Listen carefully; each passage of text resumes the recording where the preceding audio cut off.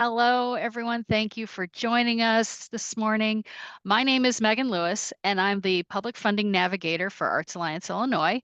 And I'm really excited to have you all joining us today for day 2 of the Arts Alliance Help Desk Workshop Series, Sustaining and Adapting Your Creative Business. This program's been made available and possible with the support of the Illinois Department of Commerce and Economic Opportunity, and it's been designed to help the creative sector in Illinois get established, expand, and thrive. And you can check out recordings of past webinars we've done in this series on our Arts Alliance YouTube channel. And if you haven't had a chance yet, please feel free to use the chat to introduce yourself to the panelists and your fellow creatives who are here today. We're asking if folks would like to share your name, your pronouns as you feel comfortable, where you live, and your arts practice. And for those who need ASL interpretation, we do have 2 interpreters with us today. They should be spotlit on your screen, but if for some reason you can't see them and you need to have them, please use the 3 dots in the upper right of the video screen to pin them as needed. So here's the plan for today's program. We have 2 experts with us here today who will talk about 2 very important topics for creatives: copyright concerns and estate planning essentials. We're going to have time at the end for Q&A, so please feel free to use the Q&A button and the chat throughout the program if any questions come to mind. But before we launch into the presentations, I just want to take a couple of minutes to give a quick overview of Arts Alliance Illinois, especially for anyone who's coming to our programming for the first time. So Arts Alliance is a statewide arts advocacy organization that works to build the creative sector's power through advocacy, policy change, research, and connection to needed resources to improve the quality of life of communities across Illinois. Our members and our network span all artistic disciplines across the state. And Arts Alliance focuses work in 4 main areas: civic engagement that centers artists and the creative sector; policy, organizing, and structural change to help the creative sector advocate for its interests; research to collect and disseminate the data the sector needs for advocacy, case making, and building public will; and resource navigation to help connect the sector to public funding dollars. From fighting for and winning COVID relief funding for the arts and culture sector to helping creatives navigate public funding for the arts, we're here to ensure the institutions and individuals in the arts and culture sector can thrive. And in particular, the Arts Alliance Help Desk is here to support you and connect you with resources. You can visit our site and start a chat with one of our staff members. Check out our running list of funding opportunities on our website and get that critical technical support that you need to successfully apply for public funding. We know that creatives in downstate Illinois and on the south and west sides of Chicago face disproportionate barriers to accessing the resources they need. So we're here to connect you with the experts in Illinois' creative community to make sure that we can all thrive. Our program today is part of a series that we've been holding this year to give you the resources you need to start, grow, and sustain your creative venture. And as I mentioned, recordings of past webinars are available on our YouTube channel.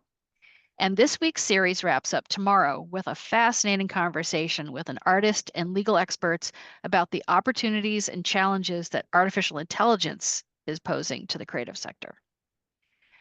We ask that you keep an eye out for the final part of our series on expanding your creative nonprofit on September 24th and 25th with more panelists and fellow artists.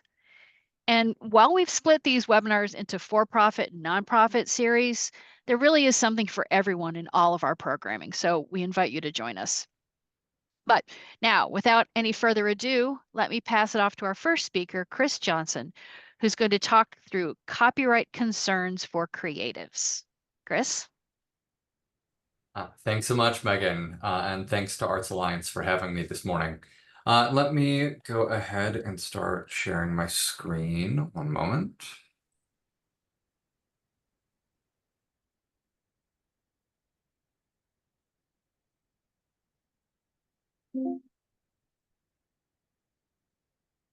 All right. Yeah, as Megan noted, my name is Chris Johnson. I am the Director of Legal Services with Lawyers for the Creative Arts, based here in Chicago.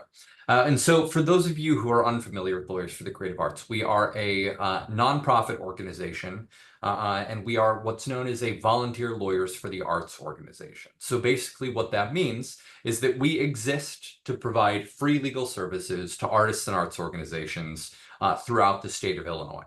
So if you are ever in the position where you need legal support, whether that is to create a draft contract, to enforce your rights in a dispute or copyright infringement matter, breach of contract, anything along those lines, or just to get assistance in protecting your creative work, whether that's through copyright registration or trademark registration or otherwise, there are organizations like ours throughout the country that help out with this process. As I said, Lawyers for the Creative Arts specifically serves clients throughout the state of Illinois, but every major metropolitan area across the country has a similar organization.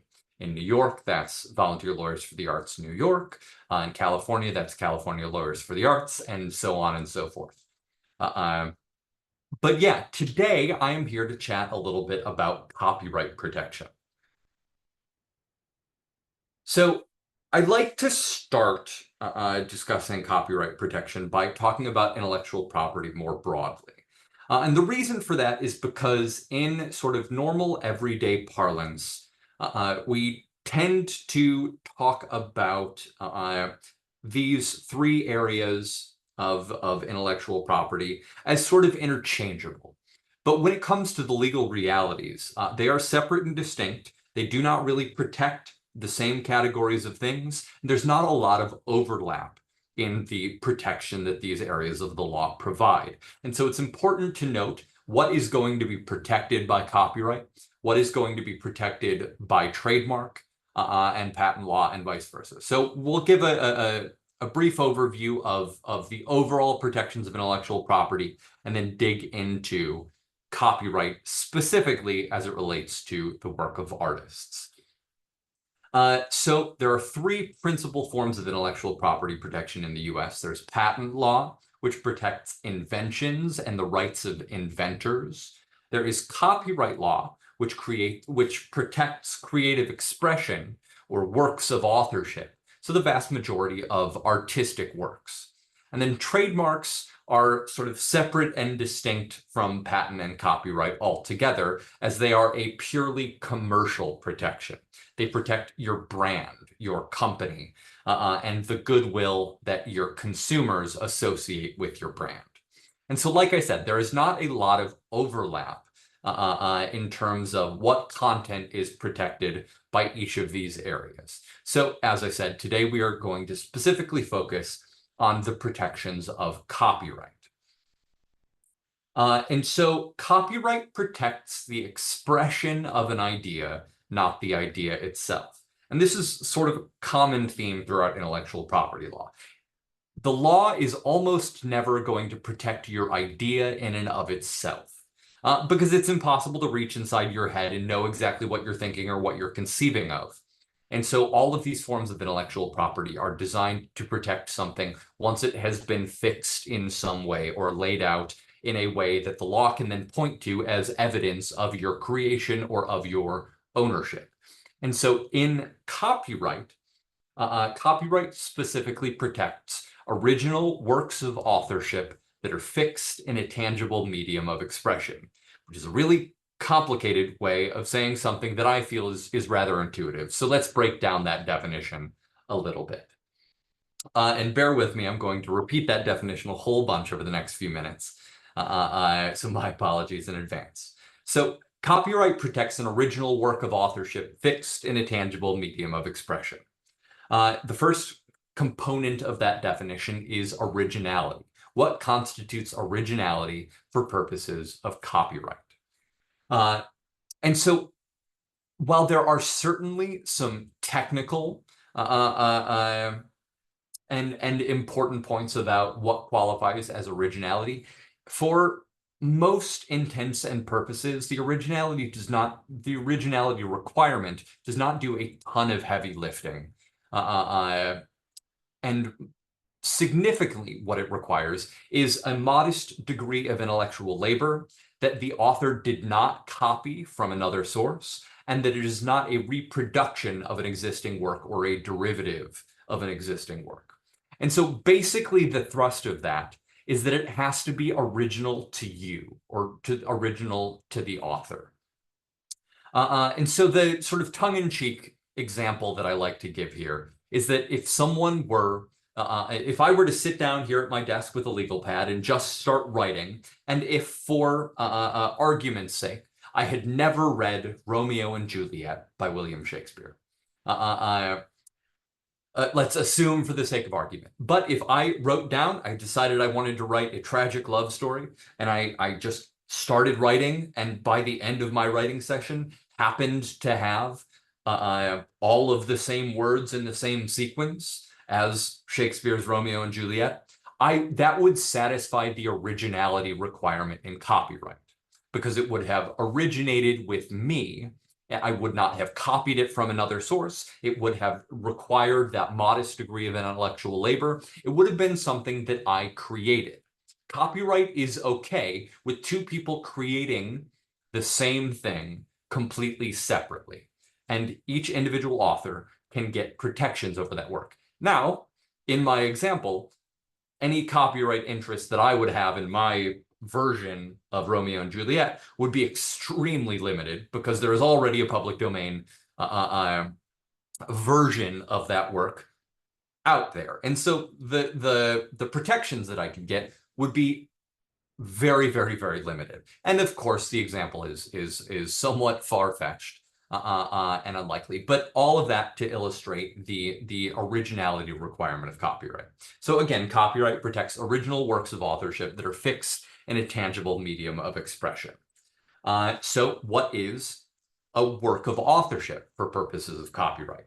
So the Copyright Act helps us out significantly in making this determination, because they give us a list. So literary works are protected under copyright, musical works, dramatic works, plays and musicals, pantomimes and choreographic works, dances and choreography, pictorial, graphic, and sculptural works, visual arts of all kinds, motion pictures and other audio-visual works, film, TV, TikTok, sound recordings, which I will now distinguish from musical works up at the top. So in music copyright in particular, there are two crucial forms of intellectual property and two forms of copyright protectable work that are separate and distinct. They can have different owners, different authors, and again, they protect different things. So the musical work in this context refers to the composition, the melody, the lyrics, the thing you can hum along to in the car. Whereas the sound recording is the physical sounds that are fixed in a particular recording of such a composition. And so, as you can imagine, there can be different owners of the musical composition as well as the sound recording. In fact, if anyone has followed Taylor Swift over the last 10 years, that is the perfect example of a situation in which a composer may own the rights to their compositions, but not necessarily to a particular recording of those compositions. And then finally, copyright protects architectural works. So this slide is just intended to sort of expound on the types of works that are protectable in copyright. As you can see, all of these different examples falls into one of those categories, but it just is intended to illustrate how broad the protections of copyright can be. The one that I always like to draw attention to is software and code near the bottom right of the slide, because we tend to think of copyright protecting works of art or creative expression and leaving inventions or technical creations to patent law.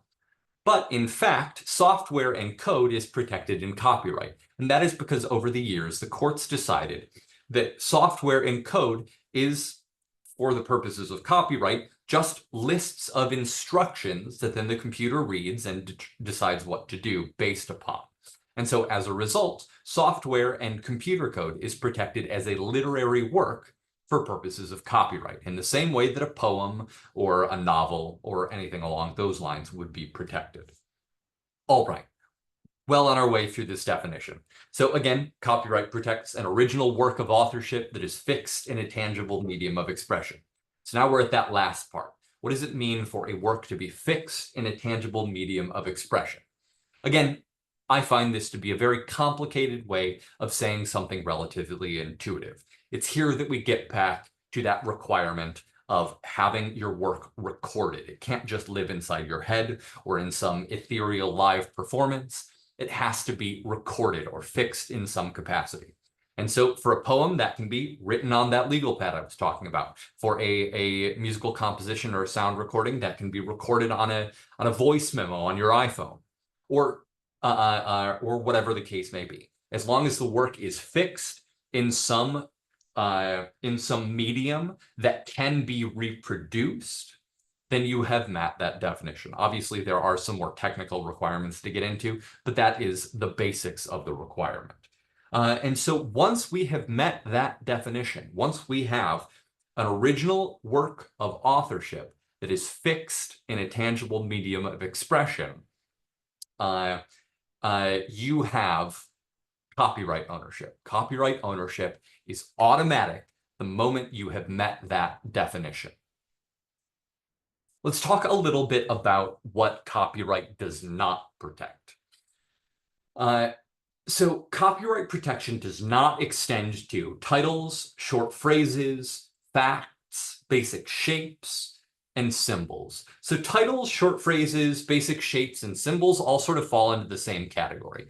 Basically, the courts have decided over the years that these sorts of things do not meet the originality requirement. There's not enough to them to warrant protection. Facts are not protected because they don't originate with a single individual.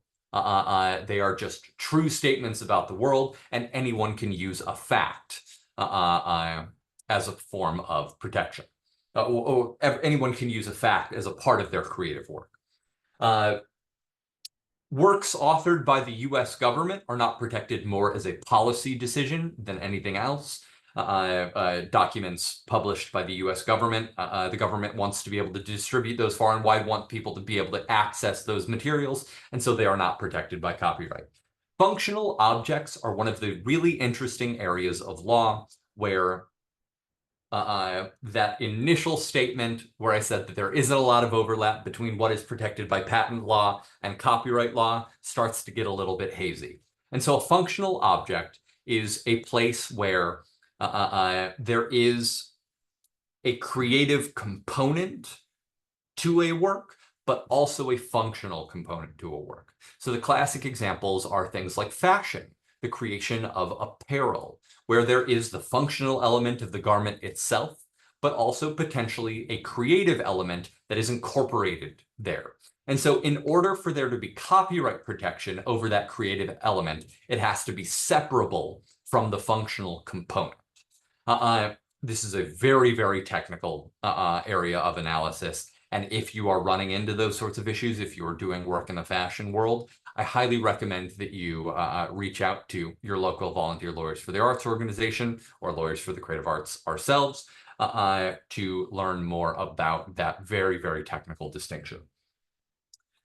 Let's talk a little bit about copyright ownership. As I said, the moment that you have an original work of authorship that is fixed in a tangible medium of expression, copyright ownership vests at that moment. Question of ownership is, who does that right vest in? In most cases, the default rule is that the creator is the author of the work for copyright purposes and is therefore the owner of the work for copyright purposes. And so copyright vests initially in the author or the authors of the work. Author is the technical or the term of art in copyright that refers to the creator. This can become a more complicated concept if multiple people worked to create the work. And so there are co-authors. So for example, the creation of a musical composition, there may be a composer and a lyricist who both combined their efforts to create a single work of copyright or with a copyright interest.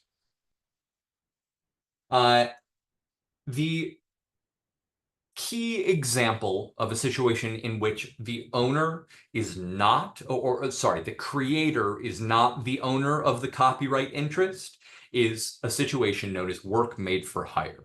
And I would caution you to all be aware of the definition of this term, first of all, but also be on the lookout for it in contracts if you're either offering them to creatives or if you are a creative being hired to do work. So work made for hire is a principle in the Copyright Act, which basically says in certain employment or commissioned work scenarios, the creator of the work is not the owner of the work. And so specifically, if you are an employee of a company that has hired you to create something that could be protected by copyright, then you are not the owner. Your employer is the owner of that copyrighted material. The same thing can happen in a commissioned work scenario if you're a visual artist who is being hired to create a sculpture or something along those lines, except in the commissioned work scenario, this all has to be laid out in writing in a contract and is not effective without that writing. However, in the employment scenario, if you are a W-2 employee, it actually happens automatically. So, for example, I am a W-2 employee of a nonprofit corporation called Lawyers for the Creative Arts. As part of my job, as part of what I was hired to do, I do a fair amount of writing. I create things like this PowerPoint presentation that could be theoretically protected by the laws of copyright. But it is a part of my job. It is within the scope of my employment, what I was hired by this nonprofit corporation to do. And so as a result, the copyright rights do not vest in me as an individual. They vest with Lawyers for the Creative Arts. And the copyright interest remains with the employer. And so this is a very important point. It is a place where that default rule, where the creator of a work of art is typically the owner, is a place where the law and the default rules sort of carve away from that initial proposition. So yeah, as I said, there are, this can also, this applies to works that are A, created by an employee, or 2, specially ordered or commissioned for use. And like I said, that has to be in writing. So let's talk a little bit about what benefits copyright provides. So we know how you get copyright protection. We know who owns copyright protection, but what rights and benefits do they actually get by virtue of ownership of the copyright? And so basically copyright is a bundle of rights, a bundle of exclusive rights, which is sometimes shortened to, it's basically the right to say no. If you own copyright in a particular work, you have the right to tell other people that they can't use it.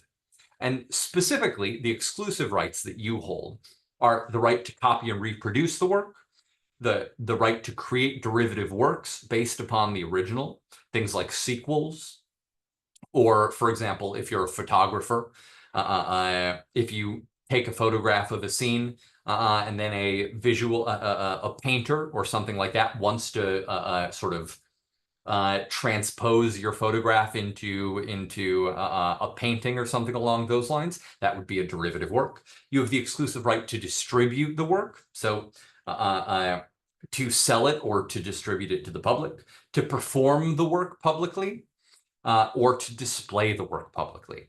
As a copyright holder, you are the only person who can use any of those exclusive rights, so use the work as it is protected in copyright to do any of those things, or to provide permissions to other parties to use them in similar ways. So at the very beginning, when I explained the definition of copyright, I said copyright protects an original work of authorship that is fixed in a tangible medium of expression, and the moment that you have met that definition, you have copyright ownership. Copyright protection exists from the moment of fixation. That said, I'm sure many of you have heard of the concept of copyright registration. Copyright registration with the US Copyright Office is an additional step that you can take, but is not required to obtain copyright protection in and of itself.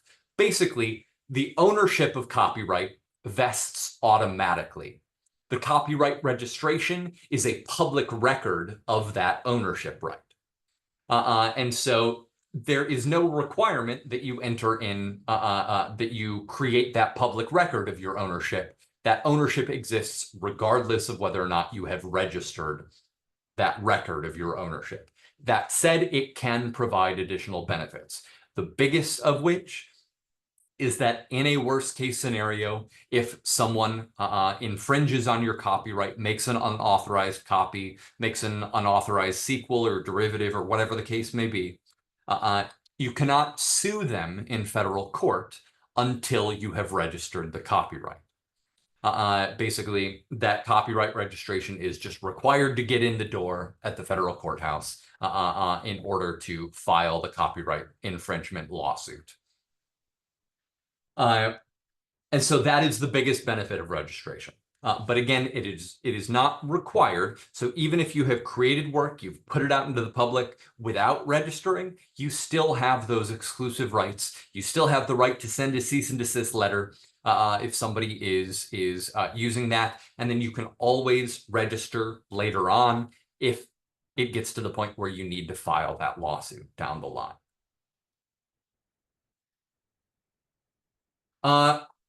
So that is the end of what I wanted to chat about with regard to copyright. I know that there are some questions that have come in through the chat, but I think we'll toss it over to Pamela now, and we'll circle back around on the specific questions at the end. Thanks so much.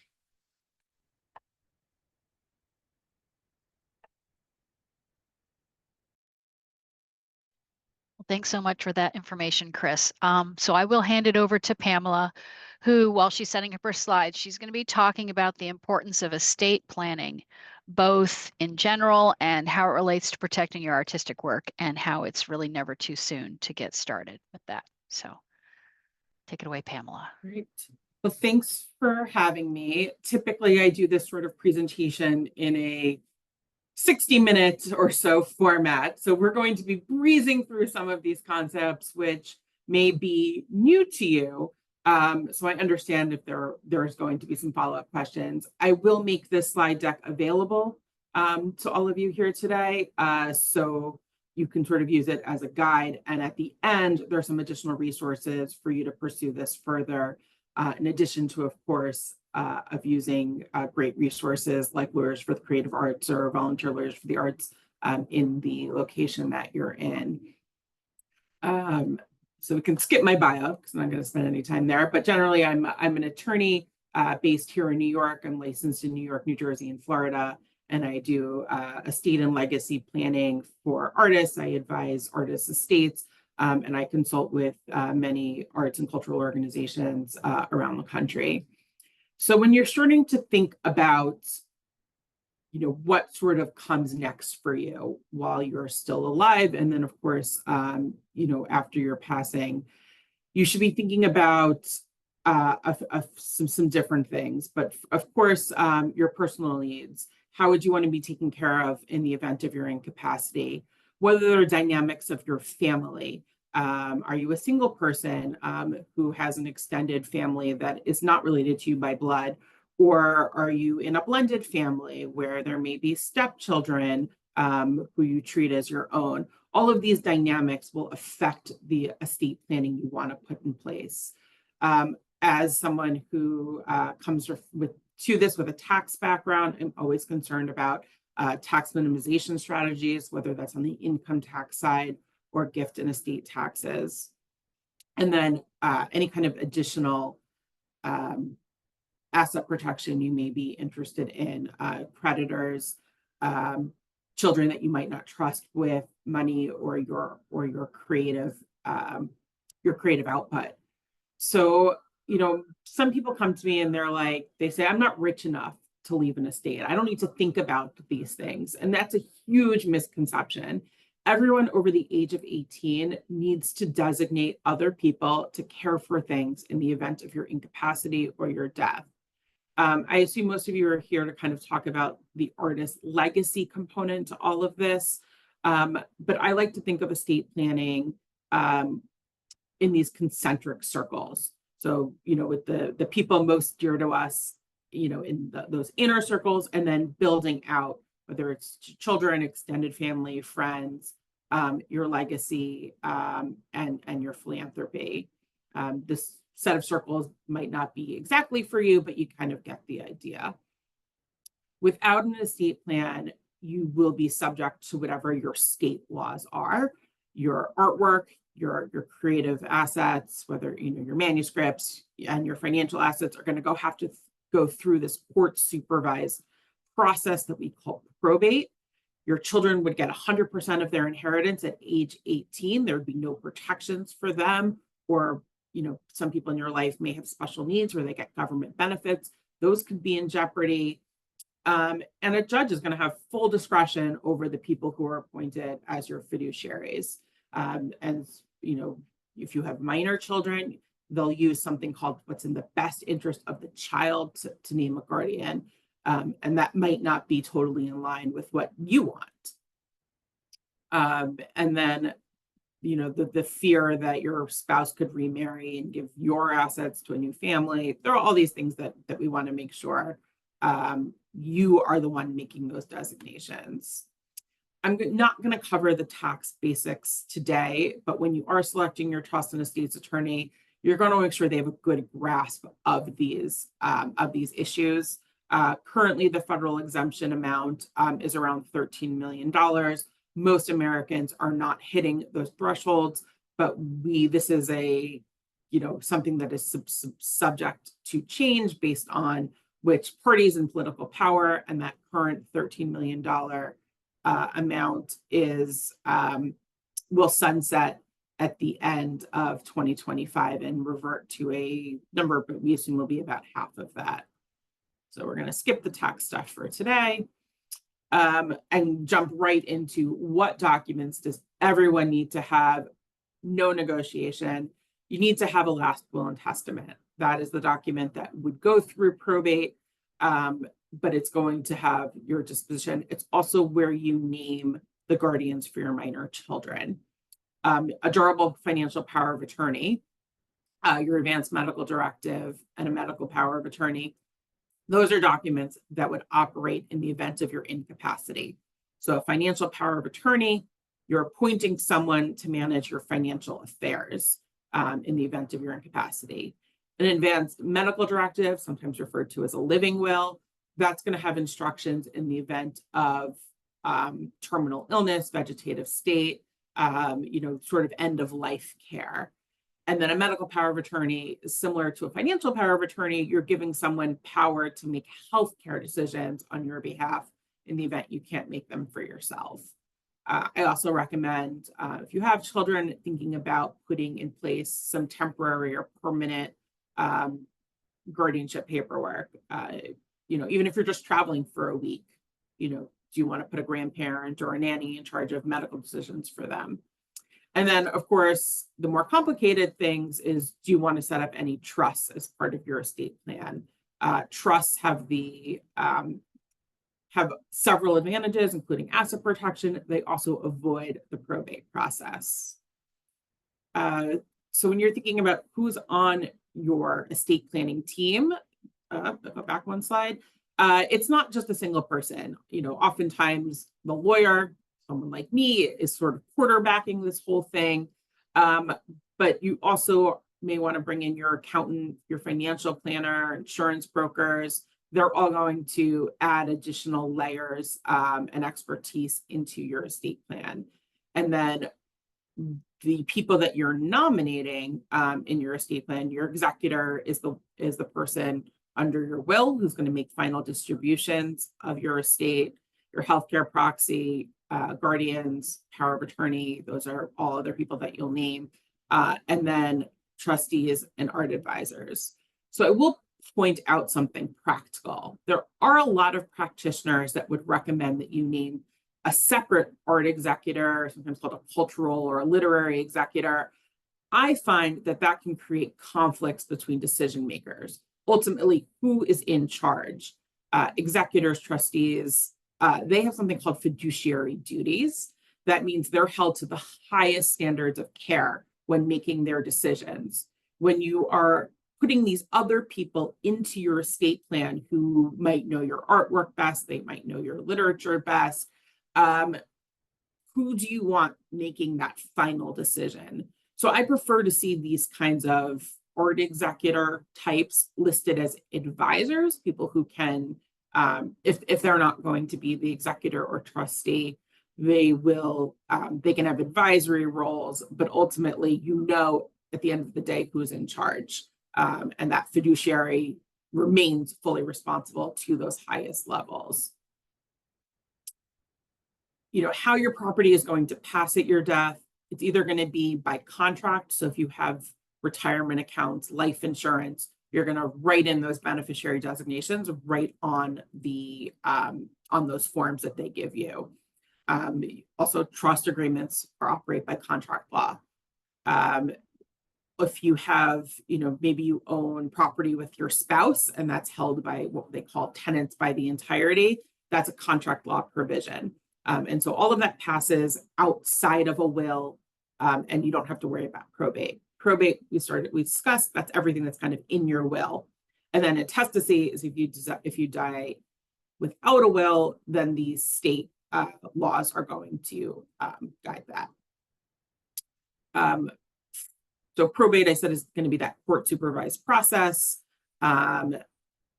Here in New York and in many other states, it is extremely prolonged. The courts are still very backed up from the heights of COVID. I've been waiting, for a year for certain letters testamentary to be granted by the court, and during that time, everything is kind of locked up. So when you can avoid probate, usually the recommendation is to do so. We sort of discuss this a little bit about what's a probate asset. It's going to be things that are titled solely in your own name, probably your business interests, all of these things, versus stuff that has a designation form, or you own as joint tenants, that'll be a non-probate asset. So I'm going to skip ahead on just a couple of these things. So what are legacy vehicles? Now we're going to get into the stuff you're probably here for. Some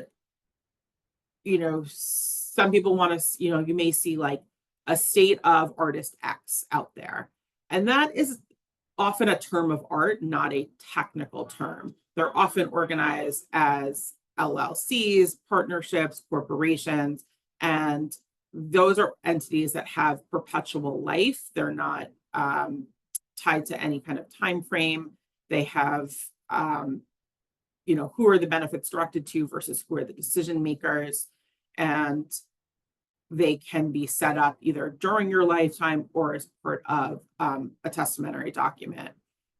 Trusts, for those of you who aren't super familiar with them, trusts are kind of this interesting creation of the law where we divide title between the fiduciary, the trustee who holds legal title, and then who gets to enjoy the assets of that trust. So who gets beneficial enjoyment, and you can name specific beneficiaries, or for a charitable trust, you can name a beneficial class.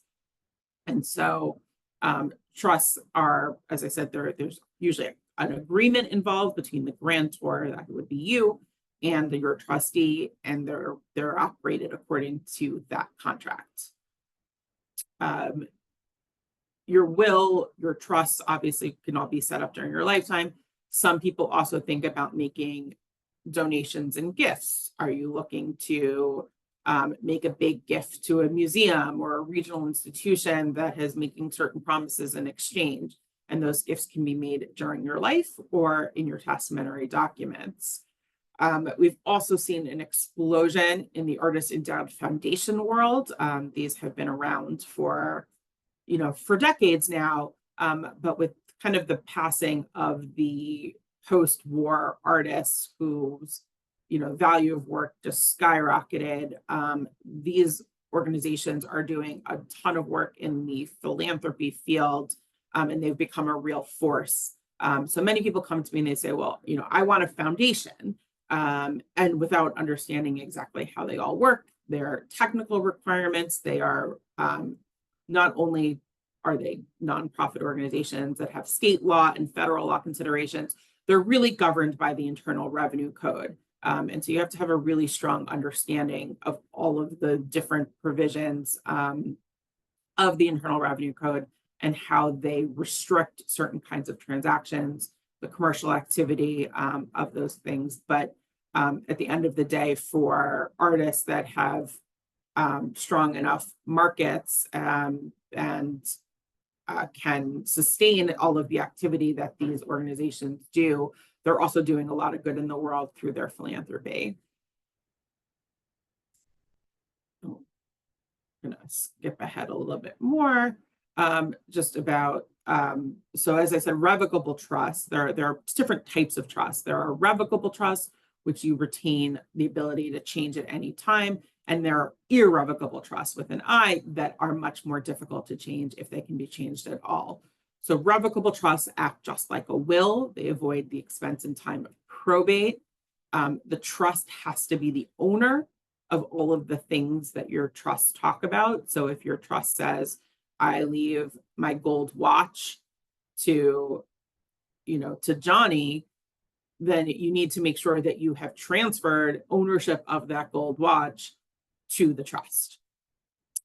During your lifetime, you can be the trustee, but you can also indicate who you want those successor trustees to be in the document if you become incapacitated or pass away. There are no tax consequences to having a revocable trust during your lifetime. It's treated just like you. It's part of how the Internal Revenue Code classifies these things. And then you can also include what we call spendthrift provisions, which in case you have beneficiaries that have creditor issues, or they're just not good at managing money, you can hold back distributions to your beneficiaries, so you can avoid your assets being subject to those creditors. I keep these standard in almost all of my trust documents, but special needs provisions, you never know when someone may have some kind of medical incident or fall into a place where they need government benefits. If they were to receive an inheritance outright, that those governments can be jeopardized. So I include things like special needs trust provisions in all of my agreements, as well as underage beneficiary provisions, and we can adjust that age. As I said at the beginning, anyone over the age of 18 would inherit directly. And so we can define underage to be 21, 25. I've done documents as old as underage is 40. So, we never know exactly how someone is going to mature into being able to handle these kinds of responsibilities. So as I said, artist endowed foundations, they are typically nonprofit entities that are organized under the Internal Revenue Code. They're usually classified as private foundations, which are subject to Chapter 42. Those are all the really restrictive regulations of the Internal Revenue Code. They do grant making. They also do this programming in furtherance of an exempt purpose. So do they have your exhibition space, educational programming, an artist residency? The Aspen Institute has done a ton of information on this. They've done full reporting. So if you're interested in this space, it's a good place to start and check them out about what they're doing. So before you meet with your estate planning attorney, you're going to need to pull a whole bunch of information together. Usually your estate planning attorney will give you a workbook or some kind of questionnaire, but it's a good housekeeping exercise to make lists of all of your financial accounts, real estate, your personal property. Most artists that I know have fabulous collections of other people's artwork, which can end up being some of the most valuable property that they own. And so having just a good inventory of that, as Christopher was talking about, your intellectual property. So your copyrights, so everything you've created likely has a vested copyright, and those can have significant value, whether it's through licensing deals or creating derivative works. That has become a substantial value of the estate. Your retirement plans, or any monies owed to you? Do you owe monies to other people, mortgages, loans, any kinds of, have you leveraged anything else in your life? And then on the right, I've given you everything you should collect. Obviously, the name, the location of the asset, do you have deeds or other kinds of purchase agreements for certain assets? Try and gather all of that up into a single place.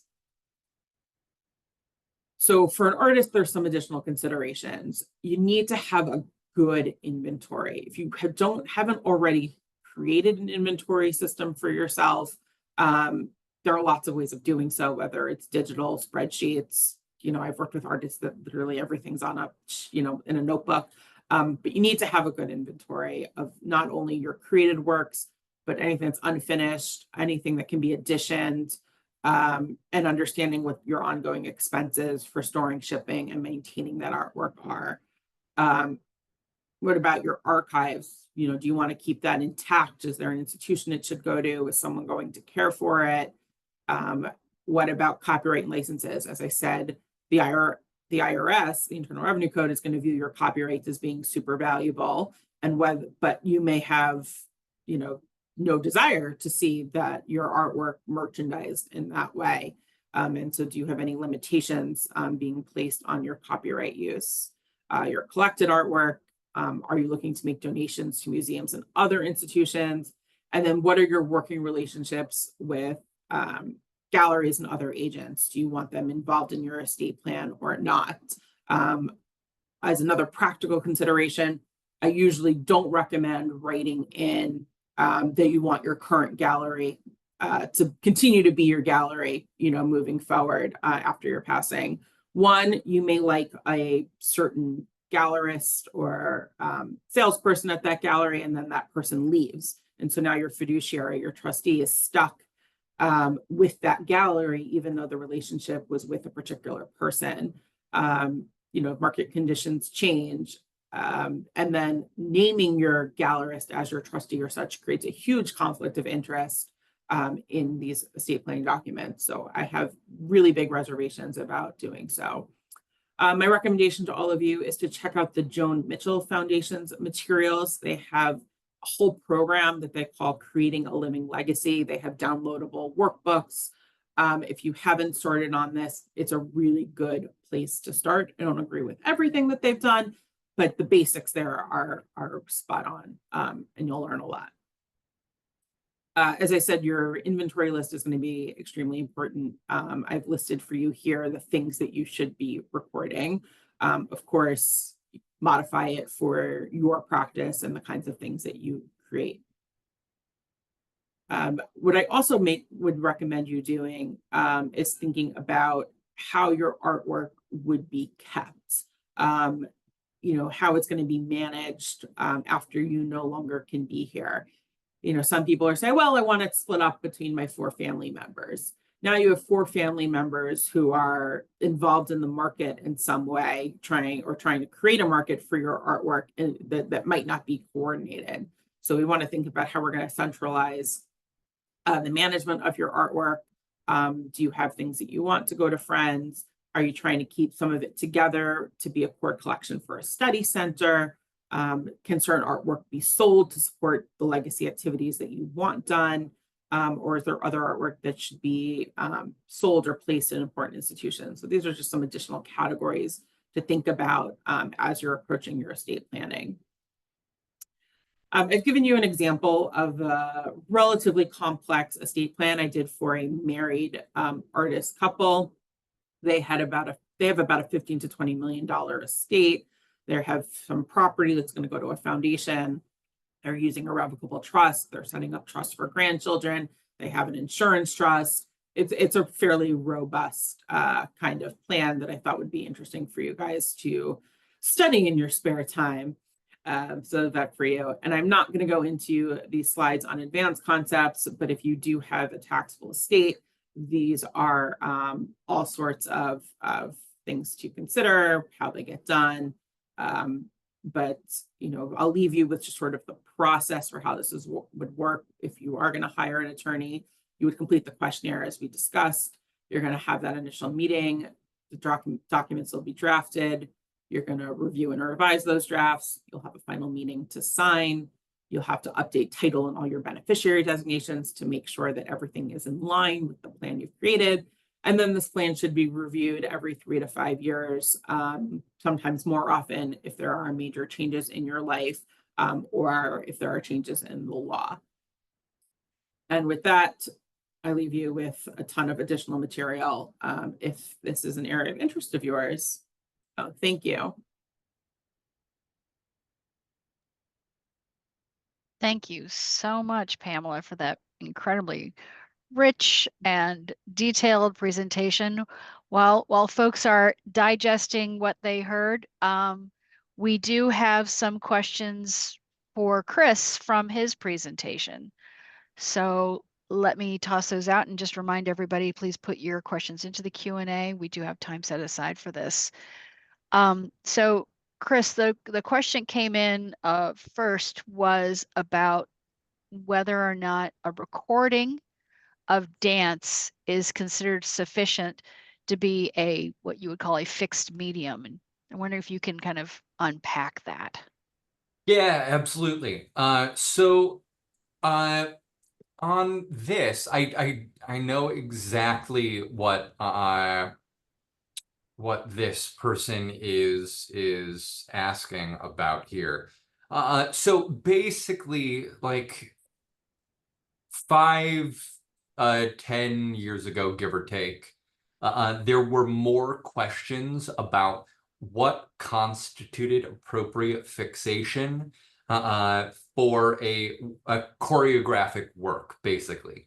There was an argument for a little bit that a video recording of a dance performance did not necessarily accurately represent a choreographer's vision sufficient to sort of fix the work for copyright protection, because the argument was that the dancers could add their own flair, or something could change in rehearsal that didn't necessarily represent the choreographer's vision. Those were all sort of concerns for a while. That said, over the years, the Copyright Office has come out with some clarifying information and confirmation. So the link that I just put in is the copyright circular published by the US Copyright Office. I think this one is dated 2022. So it's relatively, it represents their most recent sort of determinations on this.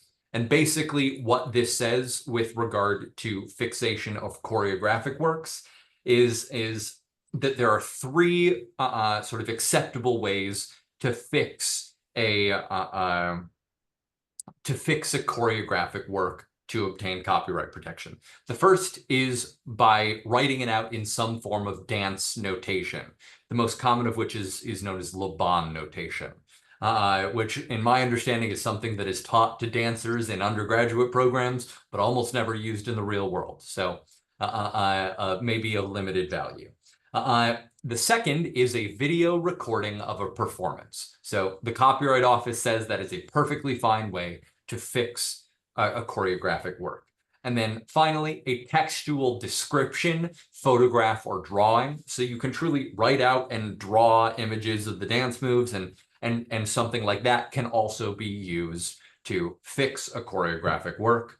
That said, for obvious reasons, I think the video recording, now that those questions have been resolved, are probably the most straightforward way to fix a choreographic work. Great, thanks.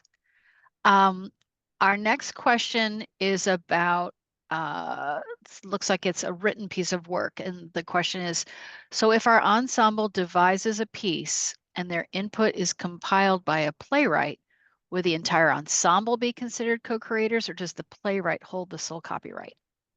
So I am going to give the classic lawyerly answer of it depends. Because so what we're sort of discussing here is sort of what qualifies as a joint work, and who qualifies as a co-author. So in order for a joint work in order for copyright to vest in multiple creators, there are a couple of requirements that must be met. One, it must be the intention of all of the creators to create a single indivisible piece.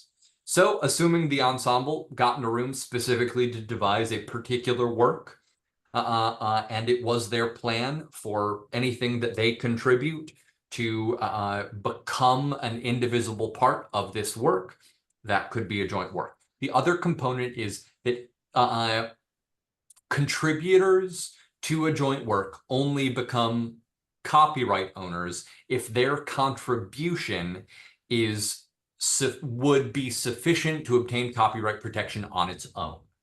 So, so for example, if a member of the ensemble is really only contributing an idea that is then fleshed out in writing by the playwright after the fact, that person, like we said at the beginning, copyright protects the expression of an idea, not the idea itself. So unless they are contributing text that is sufficient to meet the originality requirements, is substantial enough to qualify for copyright registration, and also has been fixed, then they could be a co-author. And so this is going to depend very much on the specific contributions of each individual member of the ensemble. If this is a situation where the devised work is sort of a collection of vignettes or something, where if it's, let's say there are 8 members of the ensemble and 8 little vignettes throughout this devised work, and each one sort of wrote their vignette on their own with the intention of it becoming a part of this sort of collaborative work, then under that situation, without sort of extenuating circumstances, I would guess that they would all be co-owners, even if a playwright comes in after the fact and sort of curates that, makes edits and so on and so forth. That said, this is incredibly fact specific, and so each change in that circumstance changes that analysis. And so this would be the perfect example of a situation where I would recommend that you reach out to your local volunteer Lawyers for the Arts organization, or reach out to LCA directly. I'll put the application link in the chat to be connected with an attorney who can do a more in-depth analysis of that specific factual situation. Great, thanks. Okay, we're going to go to another part of the artistic world. This is going to be visual, and a question about images. Is copyright released to place images in the public domain the same process? And then the same person had a follow-up about what are the benefits of public domain images? They have thousands of photographs. So I will admit I'm a little unclear on the sort of scope of the question. So basically, let me sort of answer this. I would love some sort of clarifying questions, or if there is a specific concern from this attendee, I would love to see that. But let me try and answer this sort of in general by talking about sort of the basics of the public domain. So we've talked about all of the sort of metes and bounds of protection of copyright, with sort of one exception. There is a time limit on copyright protection. So the default rule in a situation where an individual artist is the creator of the work is that copyright lasts for the life of the author plus 70 years. And that applies to any work that was written or created after 1978.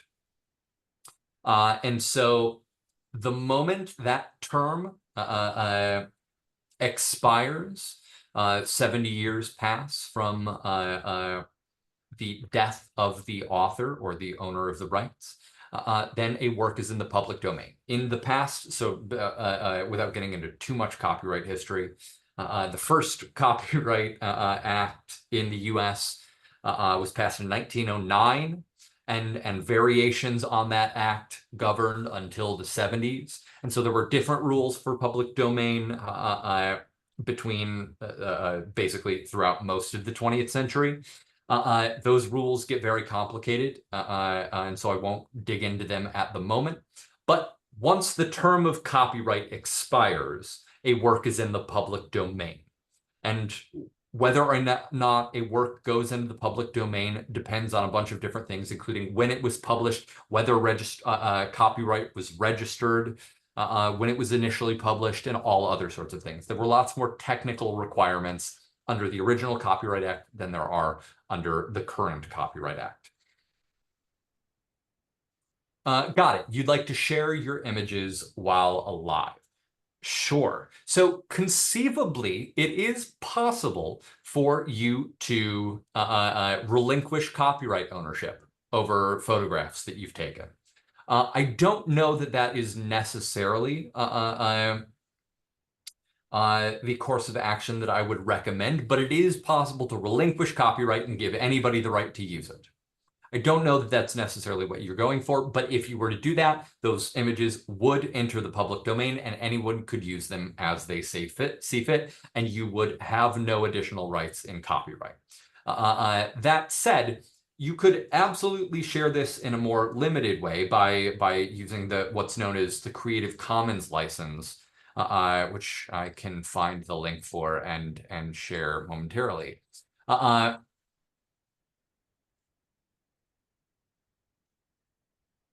So basically what the Creative Commons license says that basically you're allowing the general public to use your images so long as they meet certain conditions. There are a number of different forms of Creative Commons license, which basically means you can put it out there so anyone can use it however they want, or you can put it out there so people can use it as long as it's for non-commercial purposes, and a number of variations on that. And so that might be the best thing to explore if you want to make your work more widely available, but still keep people from sort of avoid the situation where other people are profiting from your work. You're just allowing them to use it in the pursuit of sort of art more generally. That might be something to consider. And then on this, this is another situation where you might benefit from an individualized conversation with an attorney. And so I would recommend that you reach out to Lawyers for the Creative Arts or a similar volunteer Lawyers for the Arts organization to discuss this in more detail. And I wanted to ask Pamela if there was any connection between what you're talking about with this idea of trying to protect your work now and thinking about your legacy in public domain. Do anything come up sort of in the future with this?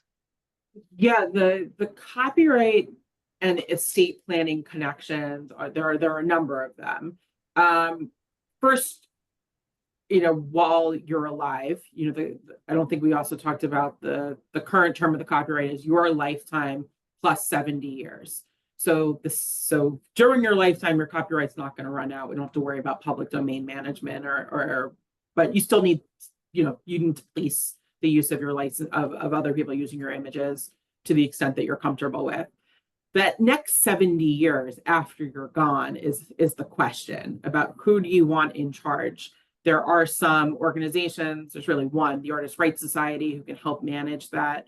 They can be your agent. But if you don't put any plans in place, your copyrights are just another asset of your estate. And so they'll be governed by your estate planning documents. There are concerns, and this is getting a little technical and not anything Chris covered, but termination rights are now part of the estate planning conversation, in that, what is it, 35 years after an inter vivos transfer, your heirs can actually terminate potentially who you gave your license to. You saw this with the Marvin Gaye estate. It really seems to happen a lot more in music, where there's, things are still extremely popular from the 70s and making money, and the heirs would like that back. And so those termination rights need to be given to someone that you trust. And the Copyright Act has a statutory designation if you don't do so, and who has those termination rights. And so your rights in your copyrights need to be designated in a will. You can't actually use a revocable trust, because a revocable trust transfer would be considered inter vivos. So it's very technical and complicated. For those of you who don't know, inter vivos just means during your life. Inter vivos, Latin for life. Sorry, lawyer talk, it comes out. So this is something where you do need to consult an attorney and make sure that you're making that adjustment properly. And if you do want to have multiple people controlling your licensing deals and things like that, if let's say you want all of your children to equally benefit economically, if you leave them each, if they're each a beneficiary of your copyrights, they may end up competing. They might not have to make decisions together. So you want to figure out how you want to manage all of that. And so you don't have, your son and daughter both going out and trying to make different licensing deals with your images, or both taking your unpublished manuscripts to different publishers and trying to make deals. So these are the things that we're trying to think through for estate planning.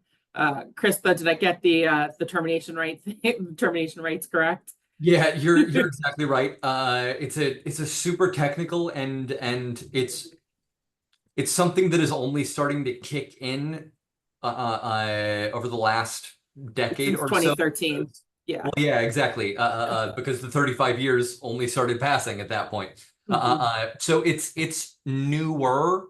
I'll admit we don't see a ton of it, and it starts to get technical pretty quickly. But yeah, feel free to reach out to Lawyers for the Creative Arts if you end up having questions on that.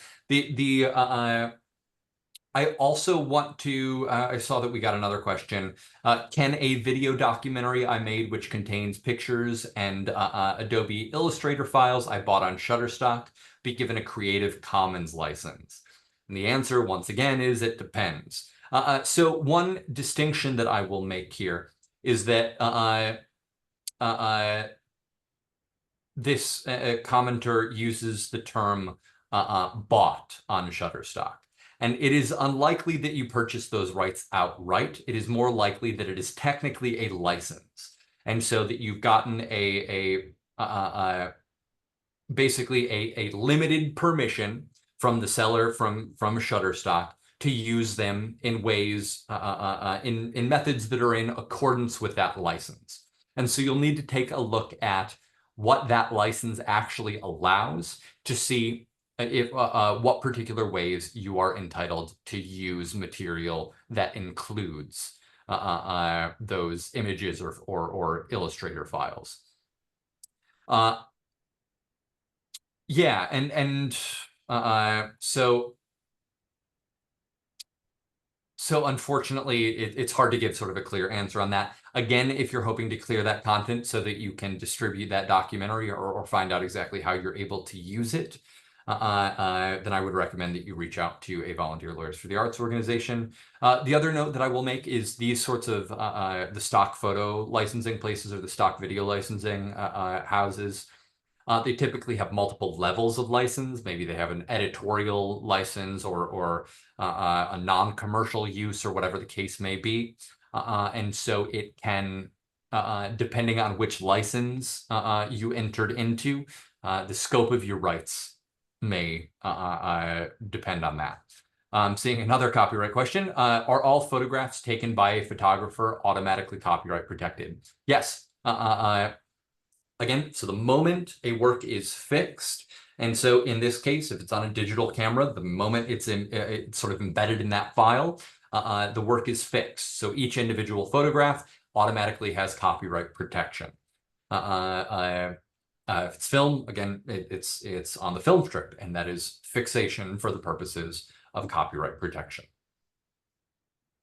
Great. We've got a couple more questions in the Q&A. One about designing for programs or events. Is this type of design protected through copyright law, or can it be protected, especially if you're contracted, not in a work for hire situation? So you're in a contract situation, not a work for hire. So would this protection allow for you to reproduce the program or the event?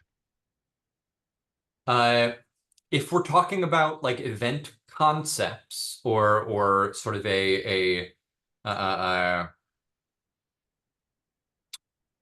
or a general structure or a theme, none of that is going to be protected by copyright.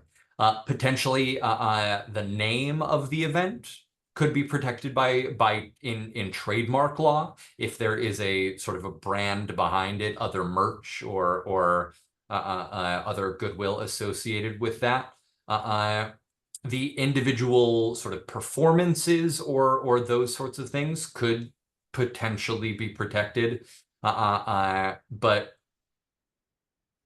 for example, a music fest, obviously lots of different companies and nonprofits put on music festivals of a very similar sort of structure and content, and copyright does not protect the organizer of that event from another person doing something very similar. There are obviously some specifics that might be protected either through copyright or through trademark, but the concepts in and of itself are typically not protected. Does that answer the question?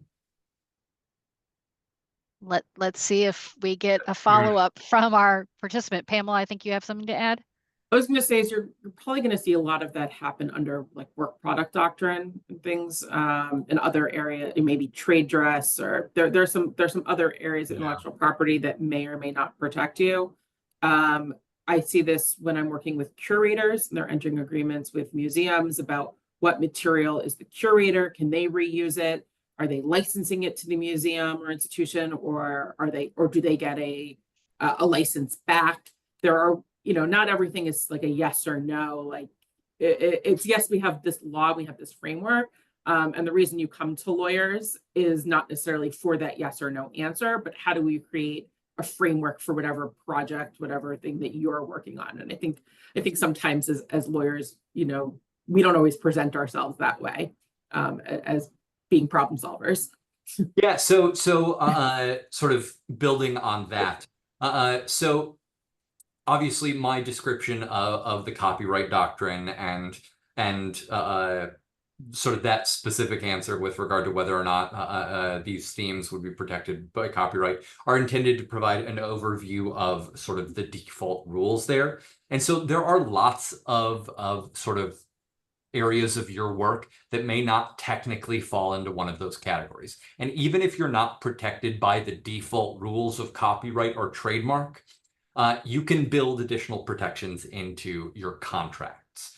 And so that it's important to understand the metes and bounds of the default rules of copyright and those sorts of things, if only so you can build in additional protections into your contracts as you work out specific deals. Great. 2 more questions. One, if we have a curriculum, like a training series, would that be something I would copyright, or would I trademark that? Copyright. So curriculum, educational curriculums are absolutely protectable in copyright, typically as a literary work, the same way as a poem or a novel. There may be some trademarkable elements, whether it's absolutely. Yeah. Right, but Great. we only trademark things that are being used in a commercial capacity. There needs to be some commercialization, brand recognition. So, just having like a series of courses might not be enough for trademark. The curriculum itself, the content and the language or the sort of outline of that curriculum would likely be protected in copyright. That said, the brand name, any logos associated with your curriculum may be protectable as trademark or as trademarks, and then you can build additional protections into participant contracts or terms of service with however you're distributing that curriculum or those classes. So there are a number of ways to protect that sort of thing. Great. And then last but not least, can I register my work in handwriting, or should it always be typed? You certainly can register your work in handwriting. So when you register copyright in a work, you will submit basically what are called deposit copies. As part of your registration, you need to provide a copy of the work that you're hoping to provide. And so that can take a number of different forms. That can be a photograph, that can be a sound recording, that can be a handwritten poem, that can be a PDF. There are a number of sort of different formats that deposit copy can take.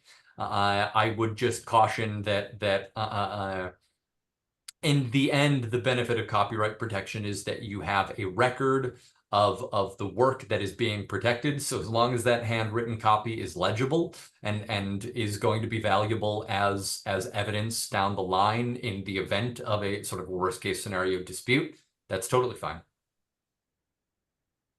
Pamela, any final thoughts from you? Oh my God, I got a question. It just popped up. Yeah. What's Oh, the there we go. difference between a will and a testament, especially when protecting the artistic legacy? So a last will and testament is a single document. It's an old-fashioned name. We generally just refer to them as wills. I use the word testamentary several times. Testamentary just means like it would have effect at death. So a testamentary document is a document that has effect at your death. A will is a type of testamentary document. Great. Thank you. And thank you, everybody, for all these great questions. This has been a really, really robust program, and we're very excited that we were able to share this information with our audience. And thanks, everybody, for spending your morning with us. This has been really great. We're going to drop a few links into the chat right now. If you have any questions that do come up later, you can send them to us through our help desk, and that's artsalliance.org/support. You can also email us always at help@artsalliance.org, and we will get your question answered. We're definitely wanting to make sure that you know about recordings of this program that are available on our YouTube channel. We'll have this one up shortly, and you can find our past programming there as well. So go to our channel, youtube.com/arts@Arts Illinois. And really important, we want your feedback. We want to make sure that we're providing the programming that you all are looking for. So we're popping a JotForm survey into the chat. So please click on that before we go away and give us your feedback so we can think about future programming. Tomorrow, we're continuing our series, and it's day 3 of this program about sustaining and adapting your creative business. So the link for that is now in the chat, so you can register if you haven't done already. And then last but not least, if you want to stay on top of all of the Arts Alliance programming, you can sign up for our newsletter, and the link is going into the chat as well, artsalliance.org/signup. So we're really hoping that we can see you for tomorrow's program, when we're looking at artificial intelligence and what it means for creatives. We're going to have some lawyers talking about some of the issues and pitfalls and things to be afraid of. And then we have an artist who's actually embraced AI and is going to talk about how the ways it's actually made him with his creative business and his venture in some ways a lot easier. So we're looking forward to seeing you there. Thanks again for joining us, and have a great rest of your day. Thanks.